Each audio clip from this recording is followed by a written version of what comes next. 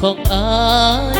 ว่าคนนี้ขอโทษหลายๆที่เคยเหตุให้เจ้ามีน้ำตาน้องที่แสนดีหากสามีคนนี้เลื่อยมามอบกายใจให้ด้วยศรัทธาตลอดชีวาบอกเคยนายนี้อายยอมรับว่าที่ผ่านมาเคยนอกใจเมียได้เงินมากินเหล้าเมาเบียร์บ่สนใจเมียเป็นตายหายดีฝนตกฟ้าห้องอายปล่อยให้น้องหมดมองชีวิตคนนินทาว่าอายเสื่อมสีแต่น้องคนนี้ก็ยังหักอายหูตัวเกือบสายเกือบเสียใจตลอดชีวิตวันนี้อายยอมทำผิดที่เคยคิดพลาดยิ่งใหญ่ขอบใจหน้ามนต์ที่อดทนอยู่เฮียงเคียงอา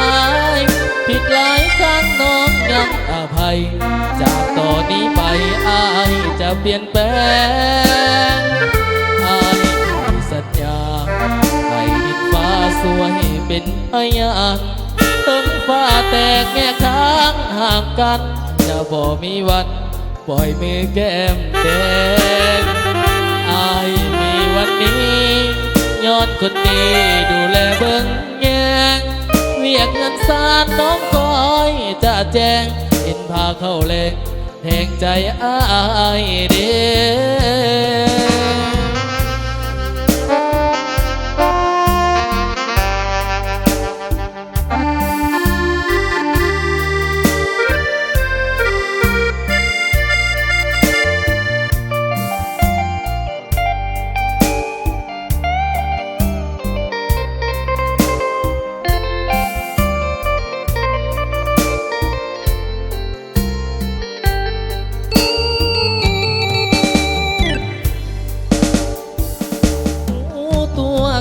สา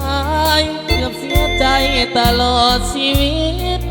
วันนี้อายยอมหาผิดที่เคยคิดพลาดยิ่งใหญ่ขอบใจหน้ามนต์ที่อดทนอยู่เฮียงเคียงอายผิดหลายครั้งน้องยังอภัยจากต่อนนี้ไปอายจะเปลี่ยนแปลงอายให้สัญญาให้ดินฟ้าสวยเป็นพยานต้นฟ้าแตกแยกทางห่างกันจะบ่มีวันปล่อยมือแก้มแดง